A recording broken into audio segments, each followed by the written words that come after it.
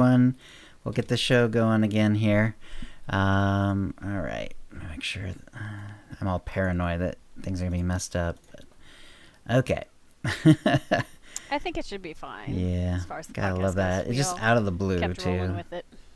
Yeah. All right. Um, It's the let's beauty of see. So I editing. think shall we just start with my thing next then, Doc? I have two more bullet points, but really, one of them is in the news, I guess, not Yeah. the SWTOR news, but the greater Star Wars news. Super excited Yeah, I about. added a thing for that. We can do that during the news then. So Yeah. why don't you just go ahead and throw it to me, and I'll do the shout out to the chat room. Yes, and as a side note, there is me acknowledging what happened on Twitch, so you can edit out that whole 10 seconds in my recording. Yeah, I believe Um, me. This I just this modem thing just added like half an hour to my editing time. I'm sure. uh, it's okay. there's nothing that can be done. It's just going to have to happen. So, yeah, Yeah. just go ahead and throw it to me. Then we're good. All right, so that's what I've been up to, Chill. And before we move on, who's with us today? Yeah, or who's still with us. Thanks for everyone who hung through that. Agent Iron Spider, Apricot Root Fruit, Commander Root, Deck is here, and you and Fee are here, of course. Eleva, Intisar Nor, Jojo1337, LurXX, Max the Gray, Nuspin, Siskaika, Swordmaster, Exoric, and Xander the Gamer. Hey, everyone. Yeah, so not sure who we lost. We did have a little technical issue there. That's what I'm sort of referring to if you're listening to this on the podcast. They're still with us in the Force, Chill. That's right. We were talking about No, that too. no one's ever really dead, according to See? Luke. So There we you go. go. We were just talking about that, but you'll I have to wouldn't edit know. the podcast to know. Yeah, exactly. It'll be a nice surprise. All right. Well, what I did this week is I'm still working on getting Rocket leveled. He is now level 69, so he's almost there. But he's only a few chapters into Kopfi, so lots of story still to go. I really like the spec. Yeah, I'm enjoying it just like I enjoyed getting used to doing it again on the Mercenary. So good stuff there. And that's really all I've been up to in game, pretty much. Just been just grinding out the levels and enjoying the story. So let's move on to the tip of the week. We do have a tip this week from Teleop. I'm guessing a pronunciation, but he says, "Greetings from France. With the upcoming of the Gree event, I hope that if it is not a new tip, it will be a useful reminder for yourselves and listeners. While the event only lasts 1 week, there is a weekly cap. The reputation items work, however, any other week. In other words, the Gree event doesn't need to be active for you to use the Gree reputation items. So, if you need to accelerate your reputation acquisition, for example, to get the Life Day Speeder at the turn of the year, get as much reputation items as you can, stock them up, and then consume them during the following weeks when at the rate the reputation cap allows you to. I swear I am. All those mistakes were me. I'm still getting my head back on straight. I rediscovered this recently while opening a command crate with a Gree reputation item, and it applies for other events too. May this force serve you well, Teleop. So thank you, Teleop. That is a good reminder. We haven't talked about that for quite some time. But yes, if you are looking to max rep gains and it's for those events, they're only on less than once a month usually, but once a month or a little less actually. And yeah, so you can actually get, if you can just take out like grind out reputation gains, get a bunch of items, even do it on multiple characters. But of course the rep cap is capped for your whole account, or at least for that server. And yeah, but then you can just hold on to them and use them the next week, or the week after that, or the week after that. So it's all good. So congratulations, and thank you for that tip. You're the winner of a Tonfon or M83R Droid pet code, courtesy of BioWare, and a new OotiniCast provided Cartel Market Pack from the latest shipment, which basically means the ultimate pack nowadays. If you'd like a chance to win the same, please send your tips to OotiniCast@gmail.com before the next show. And that will bring us to the Jedi Mind Trap. Doc? All right, so this one is the byproduct of me talking to a lot of people who have some emotional ups and downs from the high at Celebration and then returning to normal life, which is spectacular for all of us, I'm sure. So we have 4 different options here for a question of let's do a mood check. Celebration high is dying down right now. SWOTOR makes you feel. And then I put 4 options that kind of play with each other. They're not all distinctly different, but option 1 was excited for the future. Option 2 was burnt out or bummed. Option 3 was status quo, the usual. And option 4 is SWOTOR for the win! Nice. So I wanted people to get a little confused about option 1 and 4, and I think Congratulations. Yes, You did that. And I think as a psych researcher, that was by design, because even if you think 2 values are the exact same, the decision of which one you're ultimately going to click tells a lot more than just the words itself. Yeah. So option 4, just for people who aren't looking at it, is multiple exclamation points, all caps. They're both abbreviations, so you might be accustomed to seeing those as all caps, but I wanted to express like excitement also applying to right now, whereas option 1 is for the future. I'm excited, not necessarily right now. Thanks, Osis. So I just want to open it up to our panel today, our guests and Fee and you, Chill. How are you feeling now that we're about, what was it, even half a month, maybe a full month since Celebration, and finding out we do have 6.0, it's happening, and Star Wars and all of its new stuff coming. So let's do our mood check. Fee, why don't you go ahead and start? Oh, okay. I'll start. I actually somehow got the nuances of your poll. And I chose number 4 because I think I'm just as excited, if not more, about SWOTOR right now as I am about the future. I'm a little bit hesitant about the future because my gearing and my rotations and all that stuff's going to change, and that kind of stresses me out a little. Okay, yeah, those are good points. I absolutely am still on the high from Celebration, which I already mentioned, and having Jay and Ash here, and even like being friends with them on Facebook now and getting to know some of the people in the cosplayers group. I'm really excited about everything that's happening now and later, and I think it's great. I think it's wonderful. I am in a good place, and I may not get to play as much as I want or as well as I want on some of the tunes, but I'm loving it. So, yeah. Nice. All right, great. I really want to hear from Jay and Ash too, since you're on our show today. So, how are you feeling, with what SWOTOR is and where it's going now that we're a little bit removed from the emotional high that Celebration gives everybody? Yeah, we particularly had a con like immediately after Celebration, so I'm still in the burned out phase. I am very excited to jump back on playing and like the expansion and everything, hopefully in September. But right this second, I am still feeling very burnt out because we have another con in a couple of weeks, and this is very much con season, and having Celebration, I guess like a month ago or a few weeks ago now, however long ago. It just keeps going. Like that was the start of our con season. So we don't get a break until September. So, or at least into September. It's one every 2 weeks for us. Wow. So we don't get to really catch up. Like once con season starts, it doesn't stop. Okay. So what are some of the ones you're going to? What are some of the ones you're going to? In a couple of weeks, we have All-Star Comic-Con. We just had Awesome Con. Oh God.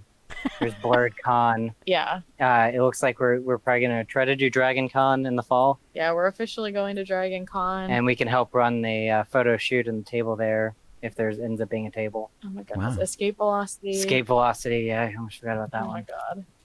I didn't even know about we're these. doing New York Comic Con. A lot of them are more focused on the Washington D.C. area, like DC, Maryland, Virginia. Got it. So we bounce around. We tend to mainly do local cons other than ones like Dragon Con or Celebration. I was gonna say I'm a bit more of option one with the excited for the future, but I think it's because I'm a glutton for punishment.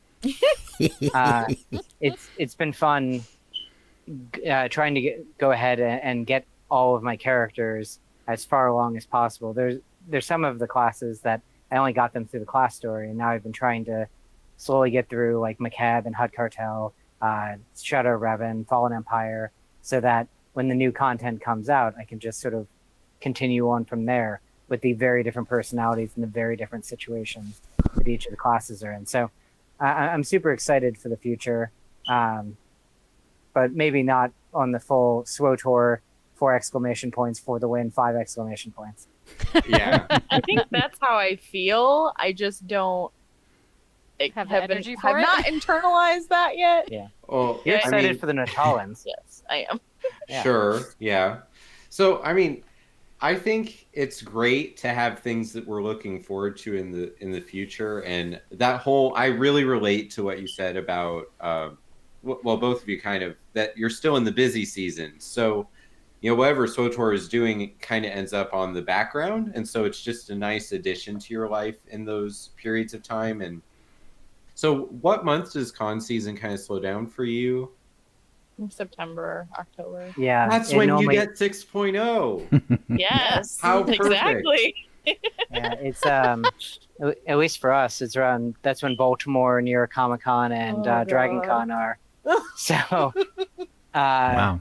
those tend to be the last shebang for the year, and then we have a few months off before. We normally have a midwinter con that we go to, but Yeah, we go to MagFest. that ends up being a bit less stressful because part of being a cosplayer, we have a constant there's a sort of a need, I don't know, to continue to have new content, to have new costumes, and we definitely do more than Star Wars. I mean, we've got DC and Assassin's Creed and Marvel and other ones that are going on, and photo shoots in between those, and we're also trying to run the group. On top of that, we have to just make sure we're adminning and handling any issues that might arise. So it keeps us pretty busy. And playing. Yeah, I mean, when we have time. Happens eventually. When we have time. Yeah, that's really good stuff. Like, just now I'm understanding why you don't want to go on the fleet and start a raid group. Because Yeah. Yeah. Mhm. all right, so I'm getting it. Yeah. Hard to keep an operation group up if every weekend you're going to be gone. Their life At a is con. the managing of an ops group. There you go. That's right. For We real. That's run right. our own guild. We have Yeah. we have almost 1,000 people in our guild. Real life SWOTOR guild. Oh yeah. So that's also really cool. I like hearing that you have other fandoms and things that you service with your work. I was wondering that, but I didn't get around to asking. So that's pretty neat. Chill. What about your mood state? Right. Well, I could have either done SWOTOR for the win or excited for the future. I think I chose excited for the future. I think it was because it was yesterday and I was starting like to update show notes and get all that going. And so I had like this news and like, OotiniCast hat on. And so excited for the future. That's what I was thinking about. Okay, what's happening next? What's coming up? So that's what I clicked. So that's how I did it. Well, also, just for everyone out there that's confused about this, when I'm asking about moods and emotions, and this is something I have to tell my clients too, that's a feeling word or something that the Yep. label for what you would call your emoji. It's not this fully thought out philosophical intellectual, like I really hope they nail it with 6.0, but I'm apprehensive about the way, or like I really hope that my particular style of playing is served by that update, or those are really good thoughts that lead to a feeling. And so, bummed, excited, bored, excited. Those are the things I was going for. So thanks to everyone who voted. Actually, this is crazy, Chill, that we've had a couple that have been moderately participated in. Mm-hmm. But I felt it was a simple question, and I put it out, I think, yesterday. Mm-hmm. And we got over 130 votes on this one. So thanks to everyone who participated. I hope I confused you enough that you were intrigued and wanted to listen to the episode today. So thanks for that. And I'm just always trying to figure out what's the pulse, what's the community interested in, and what does the psych stuff, like, just that distinction about like your locus of perception, whether it's present based or future based, and also how do our thoughts inform our emotions. So those are really the key elements of this question once you look under the hood. So I don't have my own answer for this question. It's just too close to home. I wrote the question, so there we go. No one gets to know what I feel because it honestly it's like a pendulum swinging. Like, if you talk to me in 3 hours, I might literally have a different answer. Sure, So but that's science, isn't it? You take one it moment in time. it is, yeah, and it really, yeah, it just really depends uh, how the last time I played SWTOR went, I think. You know? Yep. And my last time was super great. Yeah. So not the droids we're looking for. Chill, let's move along. All right, that'll bring us to the holo feed, and we're going to go over the news. It was interesting. There was not a terrible amount of stuff going on in the last couple of weeks, but then there was a rather nice interview that we'll get to, and we'll kind of dive into. But we do have a few other things. There was a question coming up for the expansion. Hey, Eric, do you have an idea of what the conversion rate to credits will be? And this is referring to all the types of currency that are going to become, outdated. And Eric says, like usual, I wouldn't expect it to be a great conversion rate. We would encourage you to spend them and not rely on a big payoff from them or anything. So there you go. And same for, and that includes Masterwork Shards. So even Masterwork Shards are going to be apparently a little passé in the expansion. So yeah, there you go. Well, we know there's going to be a lot of changes to gearing. We just don't know what all of them are yet. But that seems to be part of it. Let's see. I feel so manipulated by that, Chill. I really do. Like, can they just decide what they want and let us enjoy it for like a year? Okay. Venting temporarily over. Right.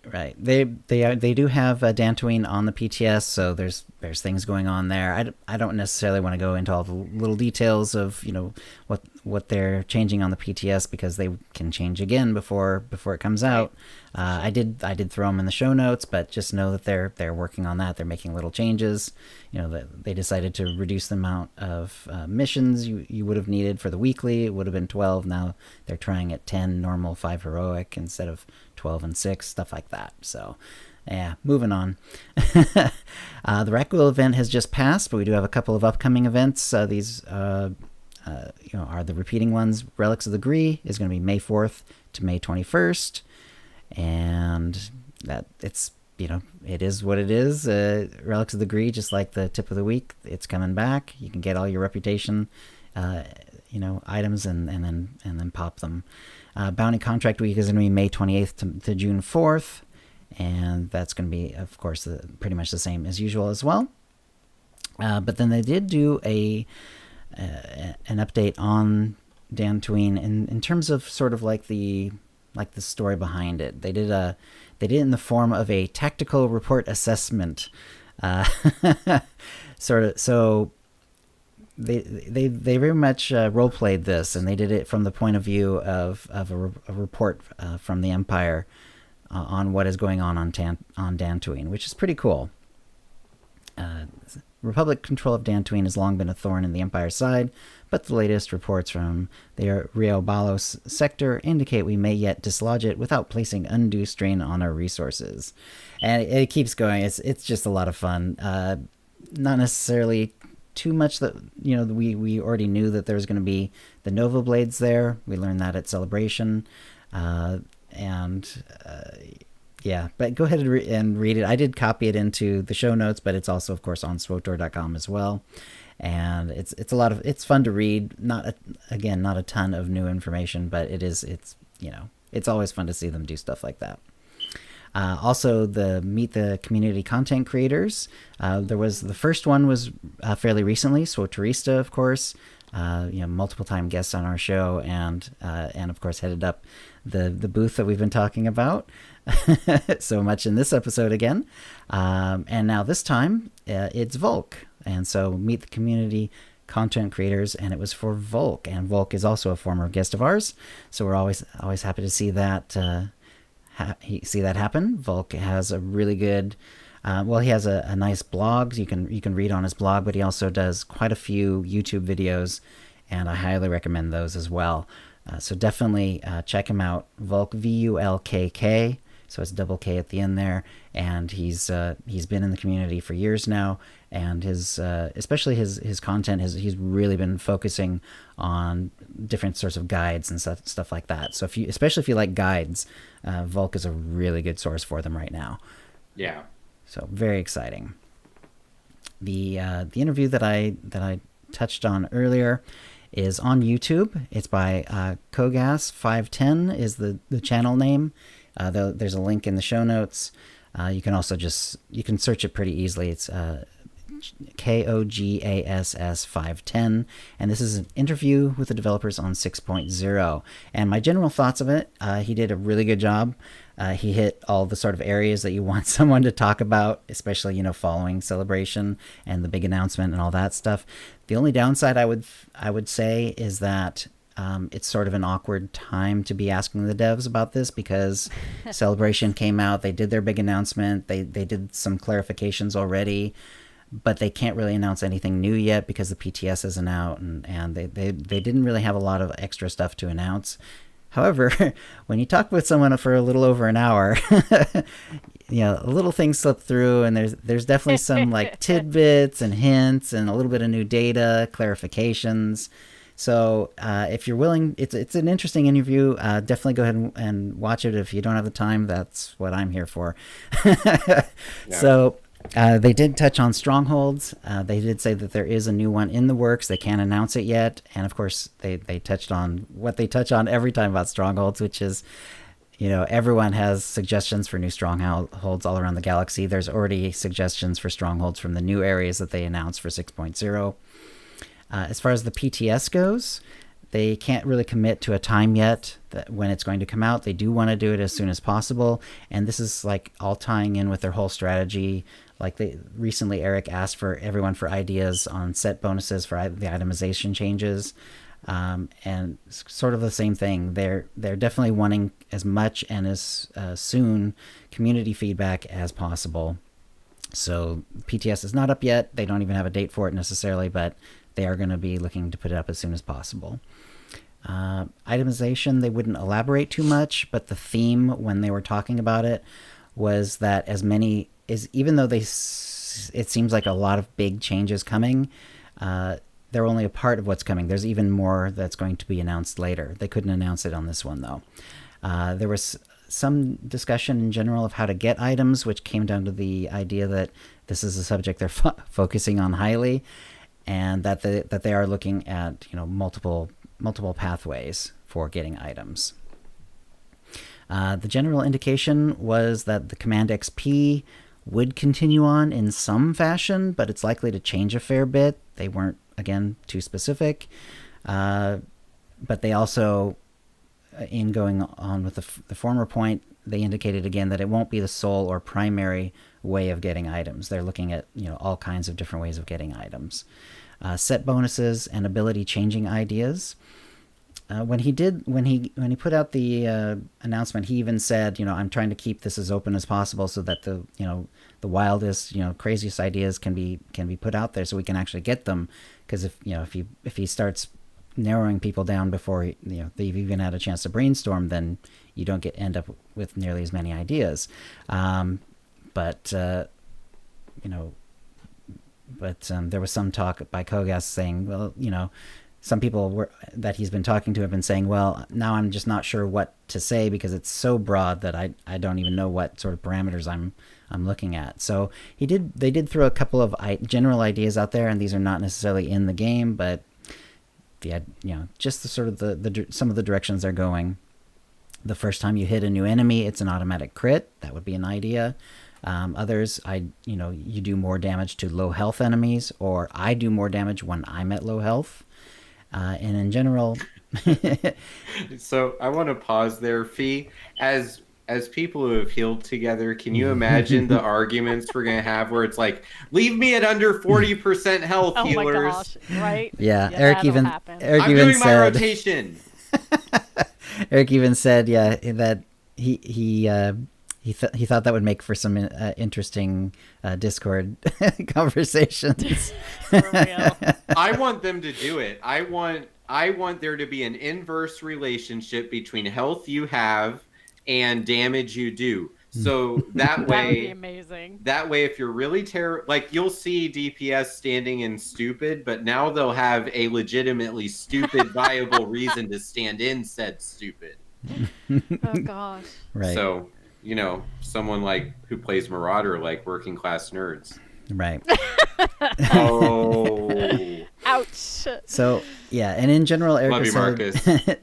Eric did say that he likes the sort of wilder ideas because they don't just want they don't just want things that are just like tiny changes, a little bit more damage on this ability or whatever. They're looking more for abilities like the example he gave was back when you could all of a sudden you could get the utility on a mercenary to cast Bolt Storm on the move. It completely changed the way you play that class because it used to be a turret class because Bolt Storm is kind of like your biggest nuke, but it's channeled. You had to stand still, and you're casting a 3-second cast, and it can be reset every 8 seconds by another ability. So you end up spending like half your time turreted casting Bolt Storm almost. So it was a very mobile class at that point, or spec at that point rather. And then when you could all of a sudden cast it on the move, it went from being one of the more immobile classes to being one of the most mobile classes. And so that's the sort of idea that he wants is ideas not just that, give you a bit more damage here or there, but that actually change the way that you play the class. How do you changes the way you do your rotation, changes the way you move, stuff like that. So one of the big things when you're trying to get into progression and really start achieving the high difficulty content is you start talking with people who know your class better than you. And so you have this kind of mentorship relationship at that point, and they tell you the right way to play your class. These ideas are essentially leading the game in there's no truly right way to play this class because it depends on a lot more than just you pick to be a Marauder or a Juggernaut or a Sorcerer or an Assassin. That, like, inside that, there's so many pathways where that mentor might ask, well, do you have this ability on your gear? No. And it's like, okay, well, come talk to me in 15 hours after you go grind and earn that because I can't help you with your current loadout. And that's anarchy, I say. Huh? It's anarchy, I say. Cats and dogs living together. Yeah, I mean, now this could be a pretty tame thing and they're just trying to make it sound cool right now, or it could literally embrace the core philosophy of the idea and flip the entire game on itself and make classes that are terrible for certain situations are now the best option in said situations if your character's designed completely around that situation. Right. That's pretty fun. Yeah. Now, something that they talked about already, but that there would be new abilities for each class. They did specify this time that it would be per advanced class, and it would not be for base classes, nor would it be for specs within advanced classes. So it's specified on the advanced classes. They are concerned about ability bloat, which is something they've touched on once or twice before, and the rather massive number of abilities that almost every class and spec has now. They aren't really looking to remove abilities. Excuse me. They aren't really looking to remove abilities in this expansion. They did say indirectly that some bloat may be helped for some classes by using the changes to your itemization. So if you massively change and improve your chain lightning as a sorcerer, for instance, you might find that you aren't using certain abilities any longer, and you might end up being able to sort of take them off your bar, that sort of thing. Oh my gosh. So ability I feel bloat's like still a dumb player thing. right now. Yeah, ability bloat's still a thing. But yeah, they're kind of, at least they're kind of aware of it. So if they reduce ability bloat enough, will they put SWTOR on Xbox? Oh gosh. I think that's every third comment I see on their social media. Seriously? When is this coming to console? When is this coming to console? I'd play it if it came to console. When are Then you you gonna don't get off wanna your play it. console? Yeah. Yeah. It's too complicated to be on console. Seriously, I hate console playing. But anyway, another Right. day. Topic for another day. Look what I just did, everybody. Yep. Eric did talk about how the launch of Onslaught wouldn't be the end of the variety of loot. Instead, it will be a start because they're doing this horizontal gearing instead of vertical gearing. With more options and more changes. What this means is that after launch, additional patches could give you different items that just sort of show up in the game that wouldn't be available before. So the example he gave was there could be, for instance, a rare Rakghoul event drop that would have a specific tactical bonus that wouldn't be available any other way, nor would it necessarily be available at the start of Onslaught, but it would happen sometime later. So that's kind of cool. They are looking to improve the gearing for PvPers, but they didn't give specifics on this. One of the ideas that they're really kind of focusing on with that idea is that they don't want the whole idea that, when PvE players come into the PvPers war zones with gear that's actually better than the PvPers. Generally that's sort of a bad feeling to have if you're a PvP or if you're being, outclassed by someone just because they do operations and you're doing Yeah, PvP. that's not a good idea. Didn't Yoda have a quote where he said, "If so good at PvP are you, why losing you are"? I mean, Yeah. seriously, we all play this game and they highlight these different modes to force us to do things we don't really want to do in order to get our rewards. So if you main PvP, that's a whole different philosophy about taking out other players, knowing what they're capable of and blocking those abilities and using your character to an advantage. Versus operations are about knowing a rotation and the phases and manipulating the construct of the encounter.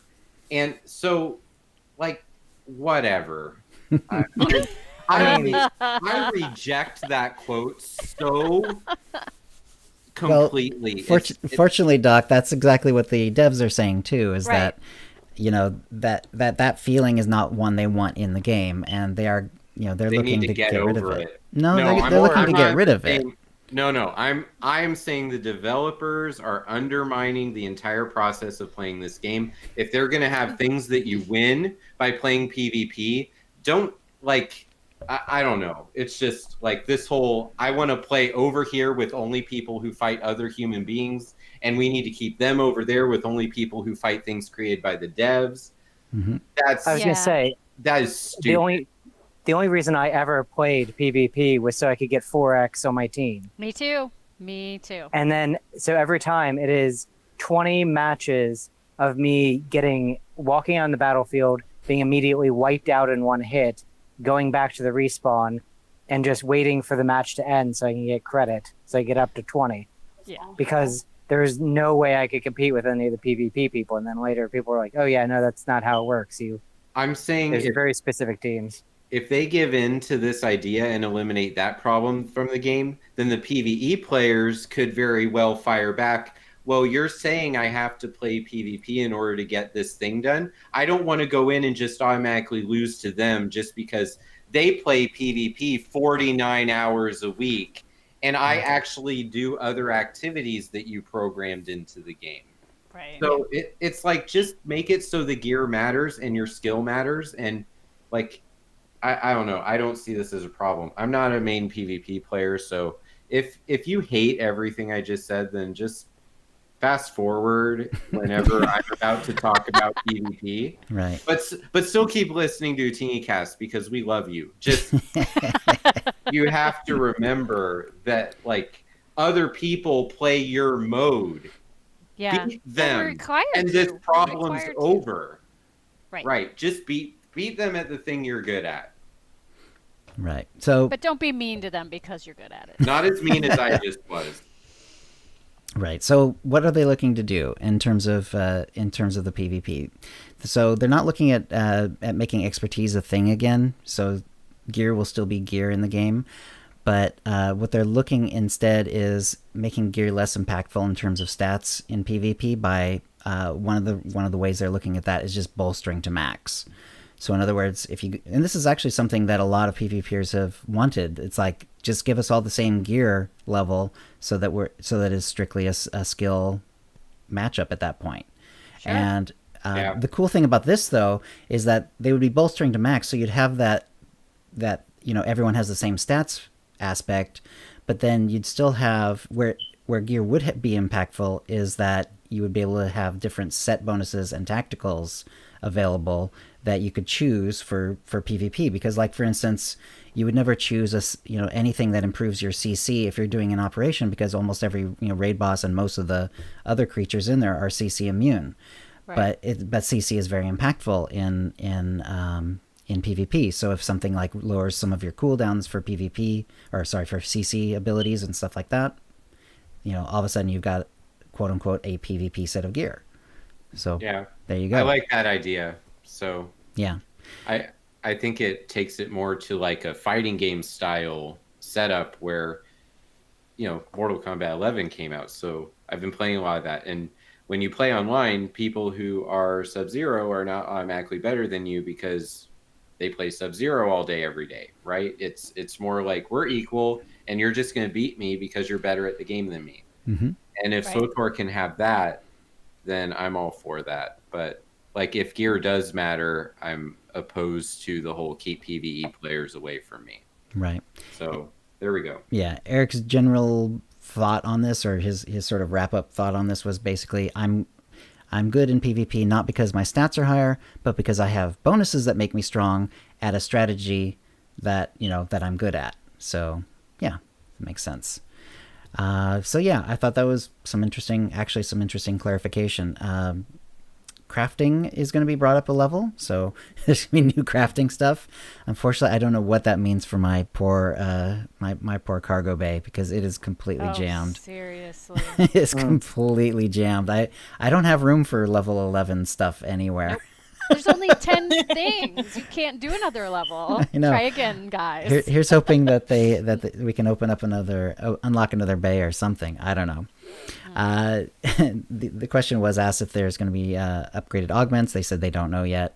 But basically the idea with crafting is that the dev team is looking at making crafting. It's going to be make it up to date, make it relevant, make it useful. So sounds good. Again, details still to come. As far as companion returns, there's no plan for companion returns before 6.0. And by the way, they were sort of nodding along every time the September date for 6.0 came up. They were sort of like, that's the general date. We don't have a specific date yet, but that's the general date. But anyway, they did say a smidgen of story will be coming in 5.10.3, and that's not just Dantooine, but a little bit of extra story in addition. So we don't know what that is, but it sounds good. Rank season, if you're into PvP, rank season 12 will more or less start with 6.0. However, Eric said that usually it's a little bit after. The idea is that it'll be a little after the launch, so that it allows people to level up and gear up. But yeah, basically the next season is going to be with the expansion. The idea of weapons and fashion designer, this is one of their top of the list for when we have time. And they did say unfortunately it's more complex than it seems because of the way weapons work differently than regular armor items under the hood. Yeah. That's the kind of stuff I'm interested in. Again, a topic for another day, but I love knowing the details behind why they can't do things and why they do things. It's just fun for me. Right. Like Pazak. No. And Jay and Ash, I assume like the fashion designer is like one of your big features that you use a lot. It's nice to be able to screenshot so you can get a good image from all the angles. Mm-hmm. You'd be shocked the number of times you're like, how does that connect? Or Right. Or Some we of it totally missed doesn't. that detail Yeah. on the back Right. of the legs that we couldn't see unless we spun the person around. They literally make up some of the stuff. Like they rely on us sometimes to figure out what the other side of the gun looks like. And if we make something, they're like, "Oh yeah, that's fine. That's what it looks like." Oh, funny. That Well was done. Well done, great. you. Nice. They said they do already have plans beyond 6.0. They couldn't say what it was, of course, but they do have, ideas for other content that's going to come out after 6.0. 6.1. Yeah. And one of the things that I really liked best about this interview was that Soterista got a huge shout out for her fan booth. They talked about it for like a good couple of minutes, and like apparently Eric is saying like everyone's still talking about that, like when it comes to Celebration, like the Rise of Skywalker gets talked about a little bit, and and everything else gets talked about a little bit, but like they always keep coming back to the big fan booth and all The that devs? happened. Yeah. Wow, that's so cool. Apparently, yeah, I it's have just permagrin on my face right I now. know, it's pretty awesome. So yeah, you guys really made you guys really made an impact with them. That's awesome. So, Well, and they kept coming over too. Like literally, Yeah, they either did. Charles or Eric or Alex would bring another set of like 5 people. It's like, Yeah. here, look at all these things. yes, they did. Right. All right. In more general Star Wars news, I believe this might have been mentioned, but yeah, Peter Mayhew did die since the last episode. Very sad. Yeah, he's been in sort of poor health for a while, but it's always sad when someone who's been such an important character in a big part of our lives is gone. So Chill, you'll have to listen to Doc's story. He has a really good story that he told. Yeah. excellent. So yeah, that'll be on the podcast. All right. Yeah, one of the few times I get to edit and listen for the first time too. Yeah, there you go. You'll have to pay attention a little this time. Yeah. And then this has made a big splash over the last few days. Oh, yeah. It's on YouTube. It's called Star Wars SC-38 Reimagined. It's a YouTube video, and it is a reimagining of the Obi-Wan and Darth Vader fight from Episode 4. Very well done. I think everyone who watches this is sort of impressed. Yeah. Yeah. The effects are really good, and I liked how they jazzed up the fight while still being sort of true to the idea that Obi-Wan is sort of old at this point, Yeah, and over Vader his head too. and over his head, and Vader has had years of health issues, of course, as well. He's more machine than man and all that stuff. It seemed to take a little bit of a touch from like the Rogue One fight, and also Yes. the way Vader's mask looks and stuff like that. There's definitely like little things like that that they took from the Rogue One fight at the end. Really nice touches. I can't if you haven't seen it for some reason, definitely go and check it out. If they actually added that, like so much of the stuff that got added to Episode 4, I'm so unhappy with. Like the whole extra Jabba scene is completely useless and ugly and wasted. And then there's this. Like if this got added into Episode 4, I wouldn't even blink. It's like it's a much better fight, yet it's still it still ties in with everything really well. They tied it in with the scenes that go around it. Absolutely true to the So good. characters. 100% true to the characters. It seamlessly takes what Darth Vader ended up being in Rogue One, and it makes it so that's what he brings into the room when he finally gets at Obi-Wan. And it's really hard as a person watching it ever since I was not a kid anymore to understand really why that fight is so tame in the original. Yeah. The answer is, of course, extension cords, right? That the Right. Force relied on electricity in 1977. Right. So, It's true. you look at it now, and one thing that is really shocking is I'm sure Lucasfilm could take this concept and like knock it out of the park, but for these guys to get Alec Guinness's face and actually have the moments where you do get to see it, where these are not facial expressions that you clearly remember Alec Guinness showing us in A New Hope, that they actually were able to composite that face and have it reacting to the kinds of hits and shoves and physical things happening to Obi-Wan's character. And it's so neat how close they got to movie quality CGI. Just Yeah. really cool. And it actually adds another thing to A New Hope, which is the Force can have a telekinetic impact on the world. In A New Hope, you don't see that at all. It's mind tricks and it's a spirituality to it, but you never see anything floating because of the Force in A New Hope. So, you know, Obi-Wan pushes Vader back. Vader throws Obi-Wan across the room and slides lightsaber across the wall, very similar to very nice. the Kylo Ren execution of Snoke. You know, I'm reminded of that with the lightsaber sliding across the wall like that. You know, I've only watched it 100 times. So, and chill. The irony for our episode today is, do you know the name of the YouTube page that has been working on this for years? Go ahead. I don't. Fix It in Post. Oh, hilarious. Nice. Right. So the Force exists, everyone. It's true. Yeah. Ash and Jay, have you seen this video yet? I actually saw it the other day.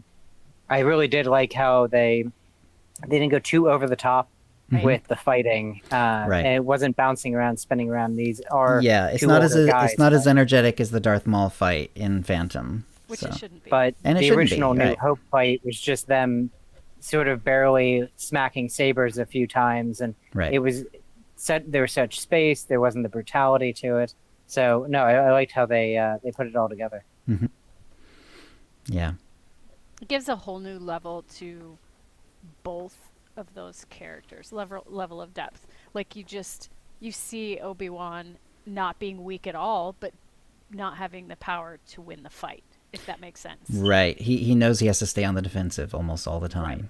Yeah. Yeah, and Vader's terrifying, which Terrifying. leads to the whole idea that he's playing around with Luke both times they fight to try and accomplish a goal that is not, let me shove my lightsaber through this kid's chest. Yes. Right. Absolutely. Yeah, it's amazing. Yeah, yeah, exactly. Like I said, it does take from that Rogue One fight where he is just absolutely a monster. He's just, he's like a force of nature, and he just goes through everyone in that scene. And yet, because he has the Force as well, Obi-Wan is able to defend himself to a reasonable amount.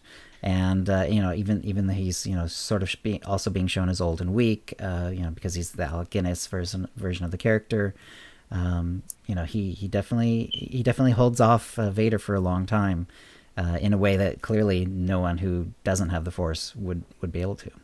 I want to share my thoughts though on the very end, and I don't feel. Please just pause and watch the YouTube video and come back. I would hate for my ideas on this to be your first experience of this video. Definitely watch it. Now that you've watched it, when the door closes, we get a few seconds with Vader, where in the original film, we are with Luke running up the ramp to the Falcon and getting into the turrets and shooting the TIE fighters and the Falcons away from the Death Star. But there are there's a moment where he, I guess, is questioning, why did Obi-Wan Kenobi just disappear? He says Kenobi. He probably hears Kenobi through the Force say, "Run, Luke, run." Yeah, that's what I took out of that. So I feel like the way they filmed it, he heard that in the Force, and he's like, "What is a Luke?"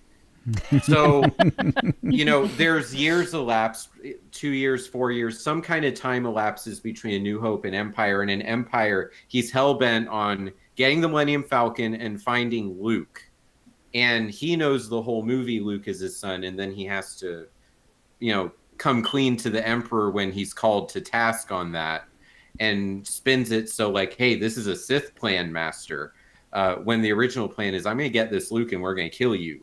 You jerk. Killed Padme. Jerk. Okay. So That whole hearing Kenobi and then him acknowledging it by saying Kenobi, and then he walks away and takes Obi-Wan's lightsaber, the way Obi-Wan walked away from him on Mustafar and took his. And I was just like, and then you hear Ewan saying, "You're the chosen one," and like they probably would edit that out if they ever wanted to integrate something like this into the film, but I just had so many feelings at just those extra 5 seconds of Darth Vader's life.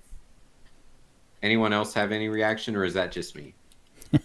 Yeah, no, I like that. I like that part a lot, and I also, even though it's more of just a straight up special effect, but I like how they did the cutting when he actually cuts through, and you can see like the edges of Obi-Wan's cloak are glowing because of the lightsaber, and yet there's nothing inside it already. Very nicely done. Yeah. And of course, something else that you get with this sort of modern special effect that you simply couldn't get because of the way they were doing the special effect. The way they did the original lightsabers was essentially old style animation. They had animation people paint the lightsabers onto the little prop sticks that they were using, when they were actually filming. And because of that, there's no actual light cast by the lightsabers. Really, the lightsabers do seem to glow pretty effectively, and yet there's no actual effect on the screen other than the lightsaber itself. But of course, with the special effects and the fact that these are all CGI characters and so on, you get to see the lightsabers glowing off of Vader's mask and off of his armor, and and even off of Obi-Wan's face and stuff like that. So It's nice to see this sort of update, and I think these guys, knocked it out of the park. Yeah. So Lucasfilm should give them $1 million or $5 or whatever it costs, and put this into A New Hope. And I think they're trying to find them so they can hire them. I would love someday to be able to see like a alternate version of A New Hope that has put this into the movie. Right. That's the best. Until then, we'll all just pause at the point where we have the fight, come over to our computers and watch it. Right. I mean, also, there's precedent for filming a fight scene that way, because does anyone think Christopher Lee actually fought Yoda? I mean, so we're not... Yeah. So many secrets you're giving away. I know. All right. I think we're doing good then. So Jay and Ash, tell us a little bit about tell us how people can contact you, how they can follow you, check out your cosplay, and maybe even join your group. Join. Yeah, we're on both Facebook and Instagram. On Facebook, it's more of our forum, a good place to meet people and ask questions and figure out how to get your cosplay together.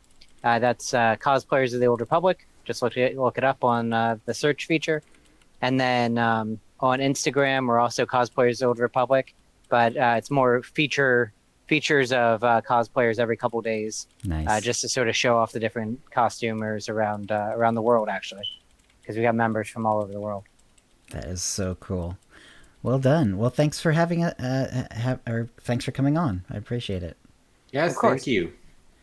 All right, then. That's a show. If you'd like to play with us in the Utini Knights Guild on the Republic side of the Satil Shan server, or in our guild on the Empire side, do a /c join Utini to join the Utini channel. Then let us know you're a fan of the show. You can email questions and comments about the show to OotiniCast@gmail.com. Follow us on Twitter using @OotiniCast. You can find contact details for all of us on our website, OotiniCast.com, which includes how to subscribe to us using iTunes, Stitcher, and the rest. We record the show live bi-weekly, usually on Thursdays at 6 p.m. Pacific. Go to OotiniCast.com/live to find out how to join in. Our theme song is Doomsday by Jean-Paul Zogby. Thank you to the chat room, and thanks to Jay and Ash. Thanks, guys. So glad you could do this. Of course. Thank you. And we'll see you next show. All right. Thanks, everyone, for watching. This is where we're going to head out. I've got to do a bunch of editing. A bunch of editing. But this was a really fun show to do. So, okay. So I'm going to stop the stream. Everyone keep their Audacity rolling.